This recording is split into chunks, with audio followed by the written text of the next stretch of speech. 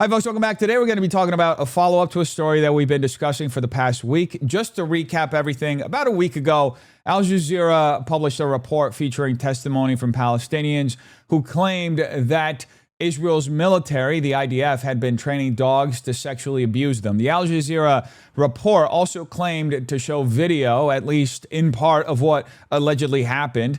That story initially circulated and didn't get much traction until later when Nicholas Kristof of the New York Times published an opinion piece outlining additional allegations, including those allegations of training dogs in order to perform this specific form of humiliation and sexual abuse. Now, ever since Kristof's opinion piece has been published, there has been a massive amount of pressure on the New York Times to retract the article. The Israel First lobby has absolutely been losing its mind over this piece from the New York Times. People have issued all sorts of threats toward the paper, questioned the credibility of the New York Times, and on a lesser scale, even labeled the reporting a quote-unquote blood libel. They have gone full court press on the situation, and needless to say, the Israel First crowd, the people who unconditionally support the state of Israel, have been having full-blown meltdowns online over it, and it's been beautiful to watch in a sense because they are truly exposing just how desperate they are to control the narrative, which led to statements published on X on May 11th claiming that the New York Times was preparing to publish a correction and disavow Kristof's reporting.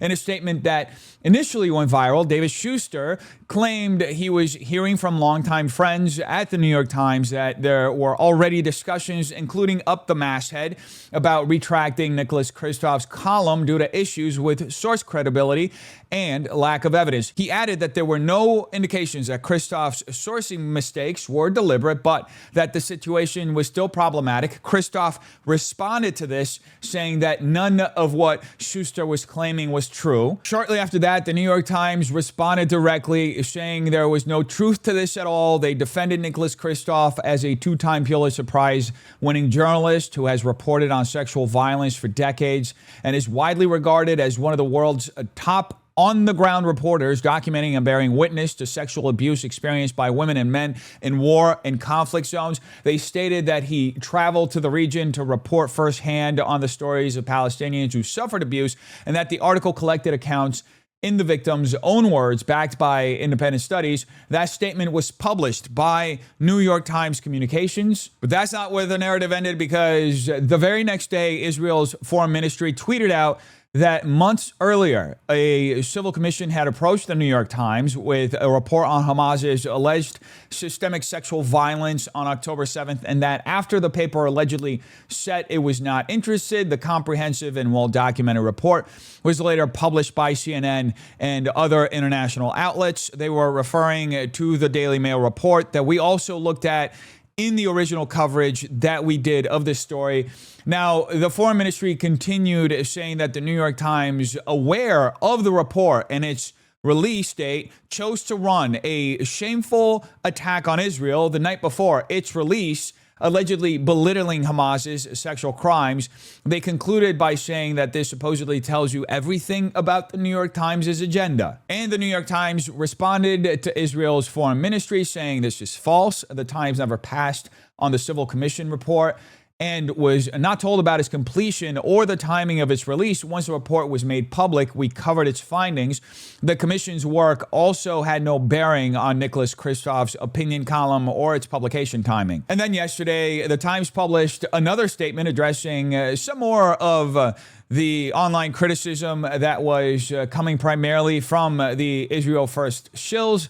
They said that Nicholas Kristof's deeply reported opinion piece began with a proposition to readers that regardless of our views on the Middle East conflict, people should be able to unite in condemning rape. They stated that the article drew together on-the-record accounts and cited several analyses documenting sexual violence and abuse allegedly carried out by various parts of Israel's security forces and settlers. According to the Times, the accounts of the 14 men and women Kristof interviewed were corroborated whenever possible with additional witnesses and with people the victims confided in, including family members and lawyers.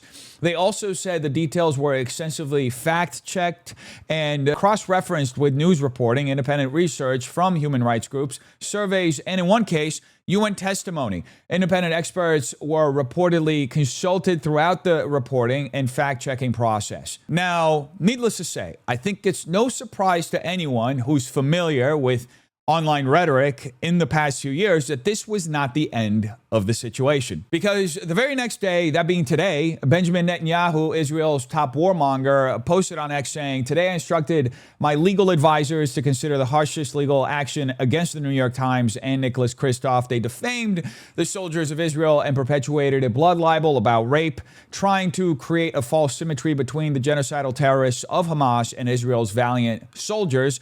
Under my leadership, Israel will not be silent. We will fight these lies in the court of public opinion and the court of law. Truth will prevail." Now, right off the bat, it's very interesting that this is the route Netanyahu chose to take. First, there are very real questions, which we'll get to in a moment, about whether or not a state like Israel, a foreign state, can actually sue a private American media organization over an opinion piece that, according to the New York Times, was extensively researched and verified. Second, we have perhaps the most unbelievable claim. Netanyahu claims the soldiers of Israel were defamed. Sir, need I remind you what your replies look like online? And beyond that, there is already a huge body of publicly available footage, allegations, reports, and testimony involving accusations of sexual abuse and mistreatment linked to the Israeli Defense Forces. There are quite literally in the replies where you're trying to defend the reputation of the IDF. Like the video that we are watching right now showing IDF soldiers using shields to conceal the gang rape of a Palestinian detainee. There are also screenshots from reports such as this one from 2025 from the United Nations Human Rights Office of the High Commissioner titled "More Than a Human Can Bear," which alleged Israel's systematic use of sexual, reproductive, and other forms of gender-based violence since October 2023. There are also clips of Israeli comedians doing stand-up routines in which an Israeli Navy veteran who guarded Palestinian detainees casually discusses prisoners allegedly being subjected to sexual abuse, including objects being inserted into them. The comedian even jokes in response, "Do they get to choose too?" Meaning the objects. Like, can I get a room or do they ask for it? A line that, as you'll see... איפה אתה משרת? הייתי בחיל הים ולקחו אותי לשמור על נוח'בה. ואתה הבחור עם האייפון שהכניס לו לישבן לנוח'בה וכולם... אתה היית מעורב באירוע הזה? אתה צילמת, אתה זה שצילמת, הוא האשכנזי שצילמת. זה לא יפה מה שאתה עושים, חבר'ה. באמת שמעת על נוח'בות? וזה נכון ששומרים אותם על הרצפה, קשורי עיניים וכאילו כל היום הם במגרש? לא את אלה. לא את אלה? יש נוח'בות כאילו בשלים יותר, בשלים פחות, איך זה עובד? רק את הבשלים לוקחים איך מפרידים בין הנוח'בות? איך יודעים את מי לשים על הברכיים? זה אותו דבר, הם יותר גרועים. פתאום אתה חושף פה דברים שכאילו הכניסו אותך להג, לרשימות, לפני ביבי וגלנט. יגידו, תעצרו אותו קודם, עזבו את ביבי, תעצרו אותו בחור הזה. זאת אומרת, אתם מכרים אותם לפי מה שהם עשו, ואז הם מענישים אותם אחרת? אל תיתן מידע. מה זה? מי אמרה? אל תיתן מידע? אני אמרת. את אמרת? למה? מה הקשר שלך אליו? את מייצגת אותו? את באת להופעה ליהנות או באת להרוס? אני שואל אותך. אם הוא לא ייתן מידע, איך אנחנו נהנה? אנחנו נקבל את המידע ונהנה, את לא צריכה לעצור אותו. הוא אחר כך יסתבך, אני לא אומר שלא. אבל הוא בקהל, ואף אחד לא ידע. לא, אין פה מישהו, יש פה מישהו שהוא... לא יודע אפילו איך להגדיר את זה. בוגדים, יש פה בוגדים של המדינה. יש פה בוגדים, יש פה אנשים... ומה אתה אומר, בוא, בגלל שאתה בחושך והכל, מה הדבר הכי גרוע שעשית להם? בוא תפנק אותנו קצת, מה? וואו. יפה, אני אוהב את זה. יופי. כל הקהל, תשעים נגד האנושות, מוחאים כפיים, יופי, כל הקהל. וואו. והם מתחרטים, הם אומרים, לא, אני ראיתי צריך ללכת להם דברים אחרים, הם מבקשים סליחה וכאלה? מה אני חושב? אני לא יודע מה עשית לו. אם הפה שלו נעול והוא לא יכול לדבר, אז הוא יכול לעשות, לא, אני לא יודע מה עשית. הם גם בוחרים, כאילו, אפשר מקל, הם כאילו מבקשים, כאילו... I'm not too sure how that one's going to play out in court a few years from now when America eventually stops backing this genocidal terroristic state. Now, seriously, guys, they want us to believe Israel is not behaving like a genocidal state, and yet here we are literally watching taped footage of a comedian casually discussing what amounts to war crimes to their own admission and even acknowledging that they are war crimes And the whole room's laughing. Ha ha ha. War crime. So funny. What are we doing here? Do we live in another universe? What would ever cause a society to become this depraved? This is utterly insane. Anyway, ironically enough, that's not even where this ends. There are also clips showing widespread protests and riots in Israel after reservists were arrested for allegedly raping a man to death in 2024. There's also footage we watched a few days ago reportedly showing Israelis storming part of that military base where those reservists were being held in what appeared to be an attempt to free them. Then there's also footage of a member of the Israeli Knesset shouting that everything is legitimate when asked whether inserting a metal rod into someone's rectum was legitimate conduct for soldiers. אני לא יודע אם יודעים, אבל יש אירוע כרגע בשדה תימן שמשטרה צבאית הגיעו לעצור חיילים ששמרו על מחבלי נוח'בה. טרלול שהמדינה שלנו נכנסת אליו סביב הסיפור הזה הוא מטורף וצריך להפסיק אותו. ואני חושב שצריך פה לתת דוגמה אישית, ואני אומר עכשיו, ואני קורא לחברי הקואליציה לעשות כמוני, אני קם, ואני יוצא מפה, ואני לא הולך להצביע יותר על שום דבר, עד שהסיפור הזה והטרלול הזה, שיש מי שבפרקליטות חושב, שאפשר לבוא ולעצור חיילים על דברים שעושים למחבלי נוח'בה, לא נגמר. להמשיך כרגיל. להכניס מקל לרקטום של בן אדם, זה לגיטימי? כן, אם הוא נוח'בה, הכל לגיטימי לעשות לו. הכל! הכל! זה מה שרציתי. הכל, האנשים האלה, אתה יודע מה עשו? אוקיי. טוב. There's also the case of a woman who was reportedly arrested after leaking videos allegedly showing an IDF soldier raping Palestinian detainees, while the accused soldier was later celebrated on television. And that contradiction is something a lot of people have pointed out online, as well as the irony that in America, a lot of these Israel first shills are pushing the narrative that even mentioning allegations of rape committed by the IDF constitutes a quote-unquote blood libel. Meanwhile, on Israeli television itself, there are commentators and public figures openly discussing or defending extreme treatment of Palestinians, with some people even arguing that such actions should be made official, regulated policy of the state. אמרתי לחבריי שבגדול זה מעניין את העכוז, לא מה עושים לבחורצ'יק הזה. מה? זה מה שבאמת מעניין אותך? חד משמעית. אני אתן לי להשלים, אני אסביר. חיילים שמבצעים עבירה, חשודים בעבירה של אינוס, בעצור כפות. זה לא מעניין אותך? יפה. לא מעניין אותך תואר המידות של החיילים שלנו? אגב, אלה לא חיילים, אם הם עשו הם לא חיילים, הם עבריינים. בגדול, עוד פעם, זה מעניין לי את העכוז מה עשו לאיש חמאס הזה. אני כל הזמן זוכר, קודם כל, הדבר היחיד שמבחינתי הוא בעיה פה, זה שזו לא איזושהי מדיניות מוסדרת של המדינה להתעלל בצירים. כי בגדול, זה גם, קודם כל מגיע להם, וזה אחלה נקמה שאנחנו צריכים לתת להם. ודבר שני, אולי זה גם ישמש אותנו קצת יותר כהרתעה. זאת אומרת, ברגע שהצד השני, שצריך לזכור, ג'וש, וצריך לזכור את זה טוב טוב, ולא להתקהות ולא להתקרר אף פעם. האנשים האלה קשרו 30 מבנותינו על עצים ב7 באוקטובר, ועשו להם מעשים לא פחות חמורים, אני לא רוצה בכלל לעשות השוואה, חמורים בצורה קיצונית. אז קודם כל, זה מגיע להם, זו נקמה ראויה מאוד, רק חבל שלא עושים את זה בצורה ממוסדת, כחלק מתקנון התעללות בעצירים, כי אז החבר'ה הבאים שיחשבו לעשות לנו 7 באוקטובר יגידו, אתם רואים מה עושים להם בישראל? אל תחשבו על זה בכלל. קודם כל, צר לי שהדברים האלה בכלל זוכים משידור ניב, כי מה שעושה פה שלניגה זה פשוט הסתה לאלימות, הסתה לאלימות. אוי אוי אוי, האיש הזה... ממש הסתה? האיש הזה עכשיו תמך בעבירות של אינוס של מחבלים נוראים, אנשי חמאס שרוצים להרוג גם אותך ולכפות אותך ולתקתק אותך כמו שהם. רגע, אני אחדד את זה רק שלז, אני חושב שהוא לא, אף אחד פה לא, בטח אני חושב, ג'וש, לא רוצה להגן על הכואבה. אני חושב שהמסרים האלה. השאלה היא, האם ראוי שחייל צה"ל, בכל נסיבה שהיא, יחדיר חפץ חד לאחוזו של אדם? שמדובר בחמאסניק, איש ששרף פה ילדים, שאנס נשים, שכל הרעיון שלו הוא לקחת את כל אחד מאיתנו, לזרוק אותו לים ולעשות בו את המעשים הכי קשים, זו הנקמה שהם צריכים לקבל, ויותר מזה זה צריך להיות כוח הרתעתי. עצוב לי שהדברים של ג'וש... רגע, הוא לא אמר.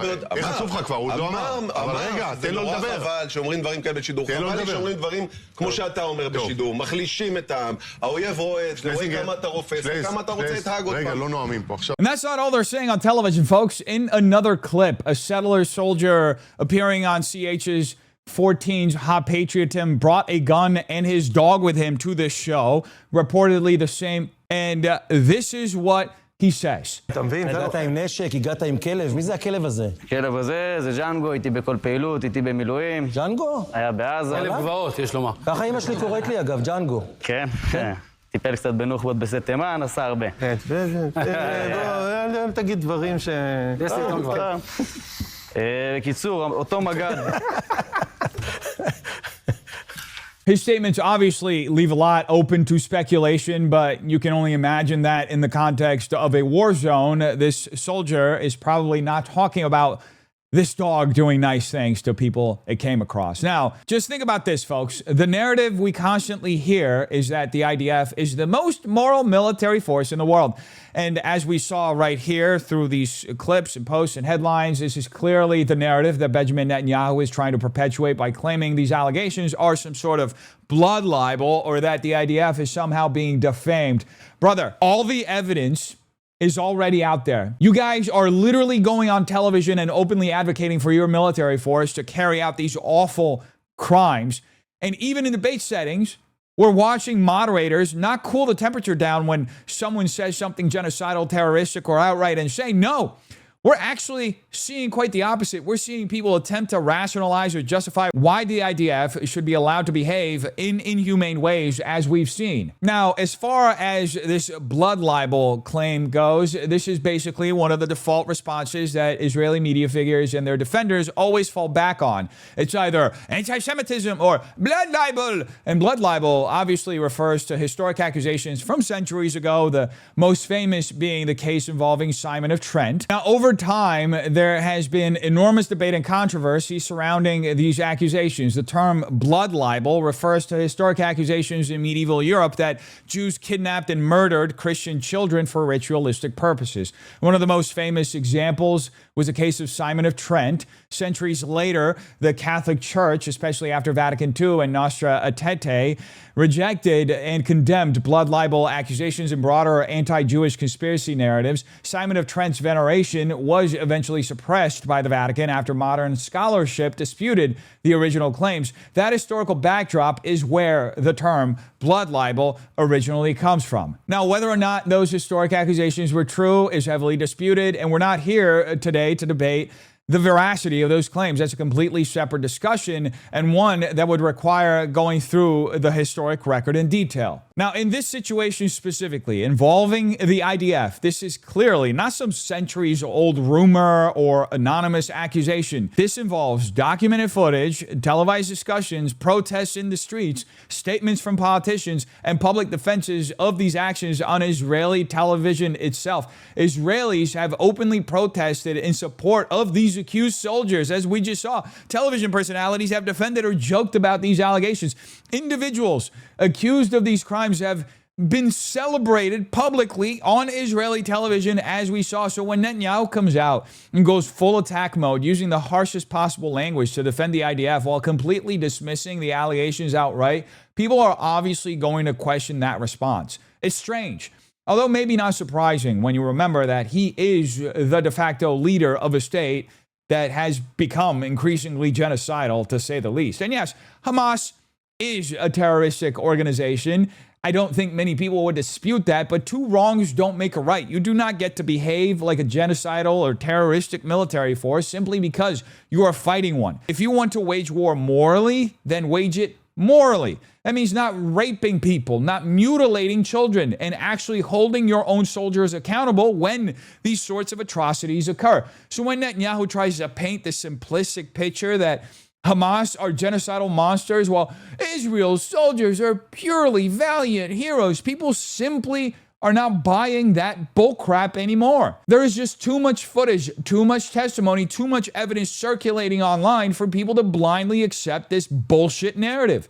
Additionally, it's not without irony that Netanyahu says he will fight these lies in the court of public opinion and the court of law. Israel has largely already lost the battle in the court of public opinion, and it will likely continue losing ground because more and more people view Israel as a genocidal state led by warmongering extremists and literal psychopaths. As we saw just a few days ago, there are several clips that show that the goal of the Israeli state is not peaceful coexistence, but imperialistic expansion. The so-called Greater Israel Project stretching from the Nile to the Euphrates. And look, to be completely honest and blunt, I think many critics of Israel would at least respect the honesty more if the state openly admitted those ambitions instead of constantly denying them while demanding endless American financial, military, and diplomatic support. And by the way, since we're on the topic of irony, Netanyahu closing his statement by saying this will be resolved in the court of law and that truth will prevail. That's especially ironic considering that just a few days ago, as we saw, Israel kicked out,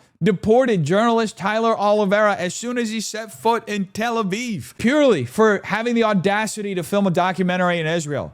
Israel's not exactly known globally for transparency or openness, or truth for that matter. The Israeli government and its leadership are not widely seen as institutions committed to truth above all else.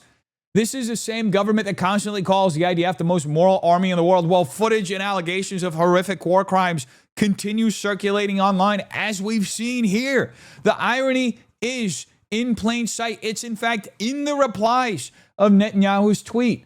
Now, as far as this being resolved in court, there are serious legal questions about whether Israel can even successfully sue the New York Times in the United States. Ethan Netchin, a New York correspondent for Haaretz, said he spoke with a law professor about Netanyahu allegedly instructing officials to pursue legal action against the New York Times. According to that analysis, a foreign state itself cannot directly sue in this manner, and the only potential route would be an individual lawsuit. He pointed to the example of Ariel Sharon suing Time magazine in 1985 and losing. Now, there is skepticism around this interpretation presented by E10 because others argue that foreign governments or officials can bring civil suits in American courts if jurisdiction exists. So I guess we'll have to wait and see how this actually develops. Now, that said, there are a lot of people online saying they actually hope the lawsuit moves forward because it could trigger a discovery process that could potentially force disclosures,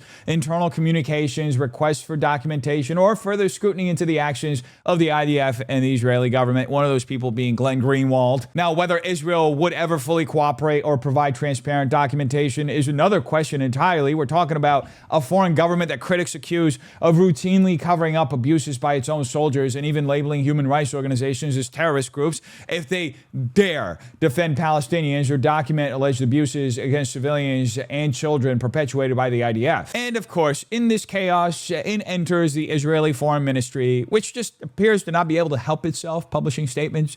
They issued yet another statement saying that following Nicholas Kristof's article, which they described as one of the most hideous and distorted lies ever published against the state of Israel in the modern press, Prime Minister Netanyahu and Foreign Minister Gideon Sa'ar had instructed the initiation of a defamation lawsuit against the New York Times. And again, critics immediately pushed back. People like Omar Badar responded by saying this may be one of Israel's worst PR moves yet because the allegations are tied to footage, public statements, and documented incidents already circulating publicly. Critics argue that if Israel were truly serious about disproving these allegations, it would permit independent investigations rather than blocking or restricting inquiries, such as what Omar Badar shared here.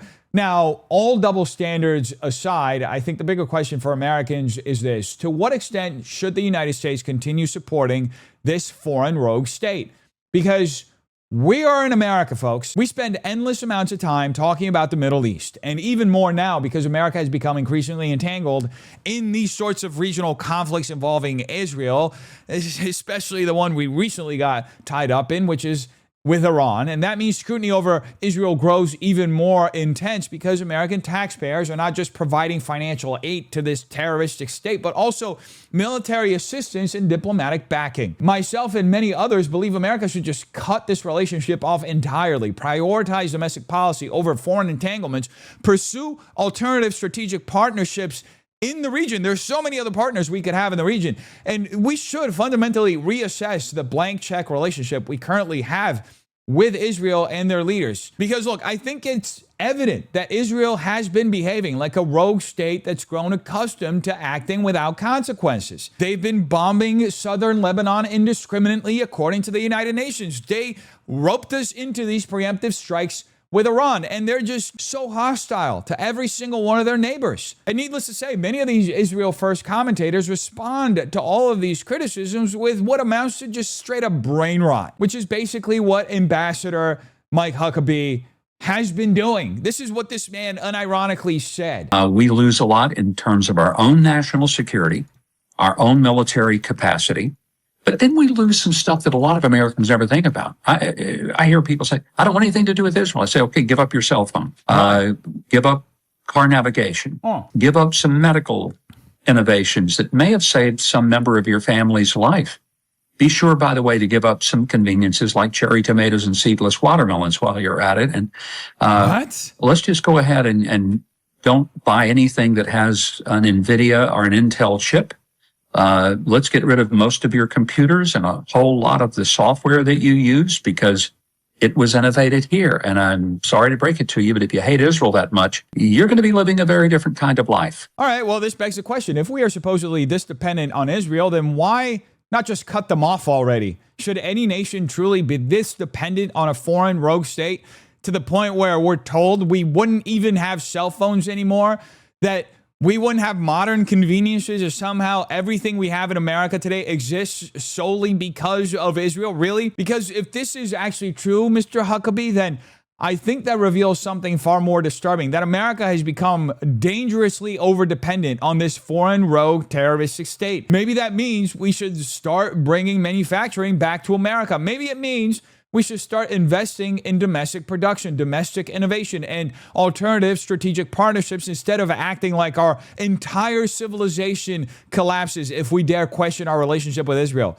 It is absolutely unfathomable that the argument being presented here is essentially, you cannot question America's relationship with Israel because otherwise you'll lose all of this stuff. And by the way, it is hilarious that in the process of rolling out this argument, Huckabee actually undermines his own argument because all he's really doing is exposing just how overextended and overexposed this relationship is. Really? That's the best argument you can come up with, brother? Because go back and reconsider what you're saying right here. I know you're out in Tel Aviv or Jerusalem, wherever you're at right now, but at some point you gotta stop and listen to yourself, brother.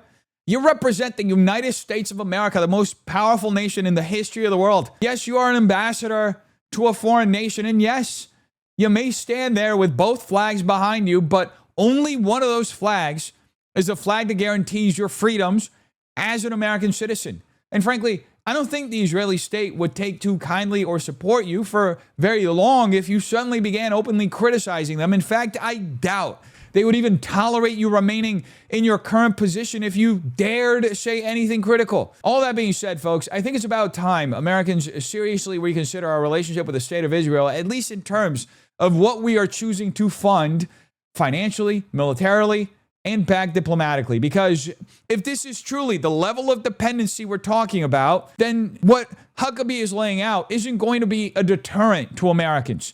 It's actually going to serve as a warning sign. Anyway, folks, you tell me what you think in the comments down below. Hope you have a terrific day. Peace.